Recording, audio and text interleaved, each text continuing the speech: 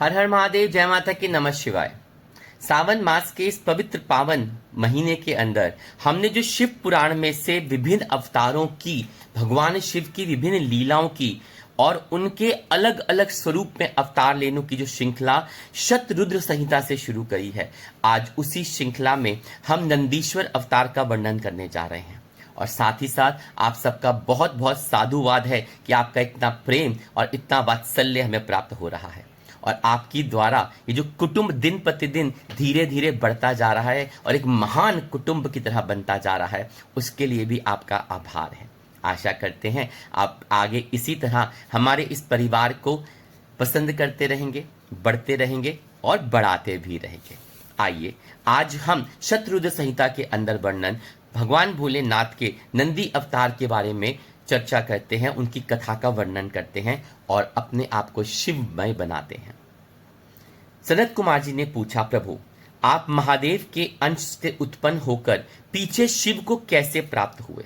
यह सारा वर्णन मैं सुनना चाहता हूं, उसे वर्णन करने की आप कृपा कीजिए।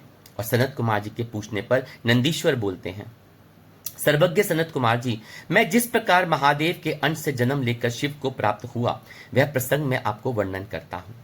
आप सावधानी पूर्वक श्रवण करिए। शिलाद नामक एक धर्मात्मा मुनि थे। पितरों के आदेश से उन्होंने आयोजित सुव्रत मृत्युहीन पुत्र की प्राप्ति के लिए तप करके देवेश्वर इंद्र को प्रसन्न किया था, परंतु देवराज इंद्र ने ऐसा पुत्र प्रदान करने में अपने आप को असमर्थ बताकर सर्वेश्वर महाशक्ति संपन्न महादेव की आराधना करने का आदेश दिया। तब शिलाद भगवान महादेव को प्रसन्न करने के लिए तप करने लगा। उनके तप से प्रसन्न होकर महादेव वहां पधारे और महासमाधि मग्न शिलाद को थपथपाकर जगाया। तब शिलाद ने शिव का स्तवन किया और भगवान शिव ने उन्हें वर देने को प्रस्तुत होने करके उनसे कहा, प्रभु मैं आपके ही समान मृत्युहीन आयोनिज पुत्र चाहता हूं। तब शिव जी ने प्रसन्न होकर मुनि से बोला।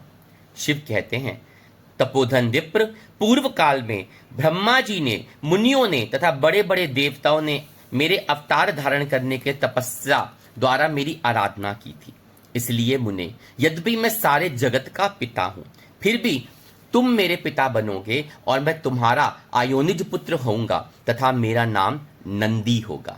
नंदीश्वर जी कहते हैं, मुने यूं कहकर कृपालु शंकर ने अपने चरणों में प्रणिपात करके सामने खड़े हुए शिलाद मुनि की और कृपा दृष्टि से देखा और उन्हें ऐसा आदेश दे वे तुरंत ही उमा सहित वहां से अंतर्ध्यान हो गए।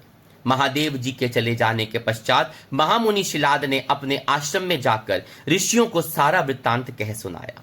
कुछ समय बीत जाने पर जब यज्ञ वेत्ताओं में श्रेष्ठ मेरे पिताजी यज्ञ करने के लिए यज्ञ क्षेत्र को जोत रहे थे, उसी समय मैं शंभु की आज्ञा से यज्ञ के पूर्व ही उनके शरीर से उत्पन्न हो गया। उस समय मेरे शरीर की प्रभा युगांत कालीन अग्नि के समान थी। तब सारी दिशाओं में प्रसन्नता छा गई और शिलाद मुनि की भी बड़ी प्रशंसा हुई। उधर शिलाद ने भी जब मुझ बालक को प्रलयकालीन सूर्य और अग्नि के सदृश प्रभावशाली, त्रिनेत्र, चतुर्भुज, प्रकाशमान, जटा मुकुटधारी, त्रिशूल आदि आयुधों से युक्त सर्वथा इंद्र रूप में देखा, रुद्र रूप में देखा, तब वे महान आनंद में निग्न हो गए और मुझे प्रणमय को नमस्कार करते हुए कहने लगे। शिलाद बोलते हैं, सुरेश्वर, चूंकि तुमने नंदी नाम से प्रकट होकर मुझे आनंदित किया है, इसलिए मैं तुम्हें आनंदमय जगदीश्वर को नमस्कार करता हूं। नंदीश्वर जी कहते हैं, मुने तदंतर जैसे निर्धन को निधि प्राप्त हो जाने से प्रसन्नता होती है, उसी प्रकार मेरी प्राप्ति से हर्षित होकर पिताजी ने महेश्वर की भली भांति वंदना की और फिर मुझे लेकर वे शीघ्र ही अपने प्रणशाला को चल दिए। महामुने, जब मैं शिलाद की कुटिया में पहुंच गया, तब मैंने अपने एक उस रूप का परित्याग करके मनुष्य रूप धारण कर लिया। तदंतर शैलागन अनंदन पुत्रवत्सल शिलाद ने मेरे जातक्रम आदि सभी संस्कार संपन्न किए। फिर 5वें वर्ष में पिताजी ने मुझे सांगोपांग संपूर्ण वेदों का तथा अन्याय शास्त्रों का भी अध्ययन कराया। 7वां वर्ष पूर्ण होने पर शिव जी की आज्ञा से मित्र और वरुण नाम की मुनि मुझे देखने के लिए पिताजी के आश्रम पर पधारे। शिलाद मुनि ने उनकी पूरी आवभगत की। जब वे दोनों महात्मा मुनीश्वर आनंद पूर्वक आसन पर विराज गए, तब मेरी ओर बारंबार निहार कर बोले। मित्र और वरुण ने कहा, तात शिलाद, यद्यपि तुम्हारा पुत्र नंदी संपूर्ण शास्त्रों के अर्थों का पारगामी विद्वान है, तथापि उसकी आयु बहुत थोड़ी है। हमने बहुत तरह से विचार करके देखा, परंतु इसकी आयु 1 वर्ष से अधिक और नहीं दिखती। उन विप्रवरों के यूं कहने पर पुत्र वत्सल शिलाद नंदी को छाती से लिपटाकर दुखार्थ हो फूट फूट कर रोने लगे।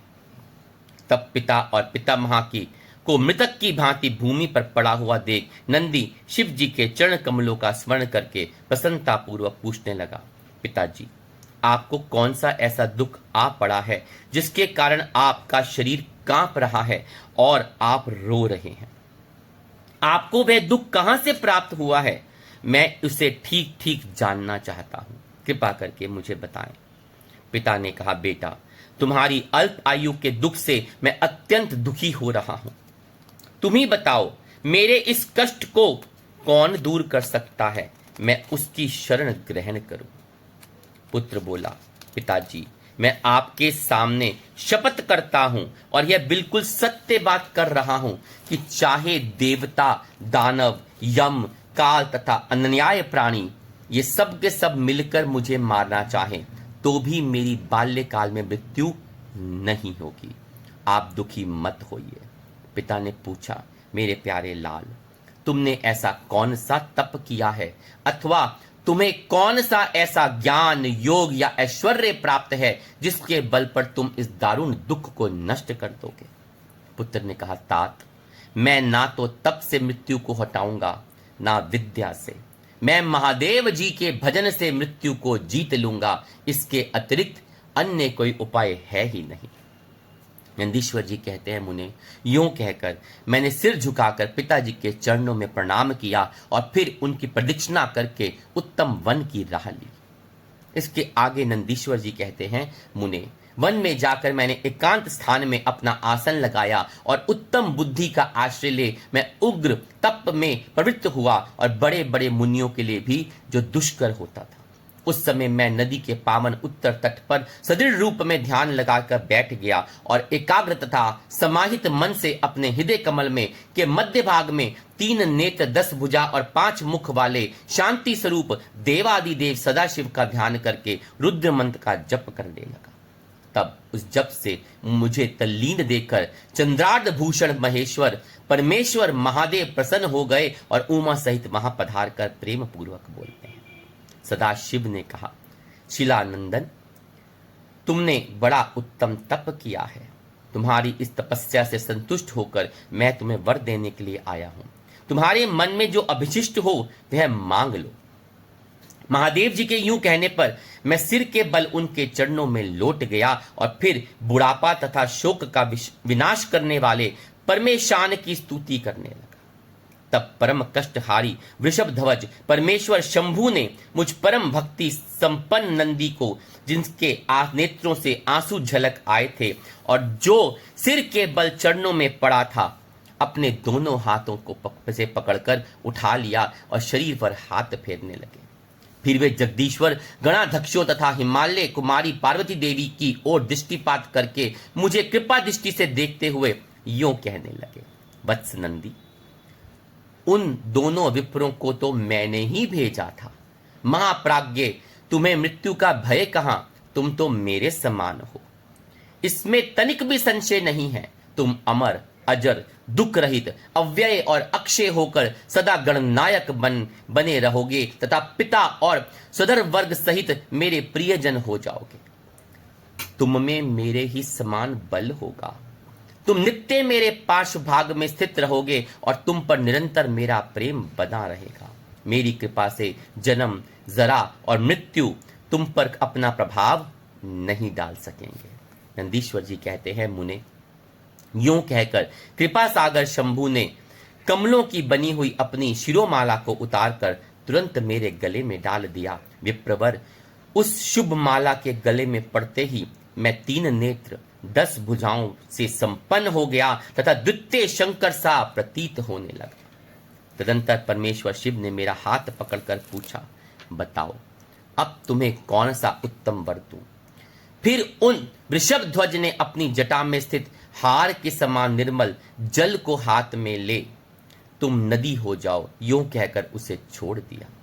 तब वह जल उत्तम ढंग से बहने वाली स्वच्छ जल से परिपूर्ण महान वेगशालिनी दिव्य रूपा 5 सुंदर नदियों के रूप में पवित्र हो गया। उनके नाम थे जटोदका, त्रिसोत्रा, वृषभध्वनि, स्वर्णोदका और जम्बू नदी। मुने, यह पंच नद शिव के पृष्ठ भाग की भांति परम शुभ हैं।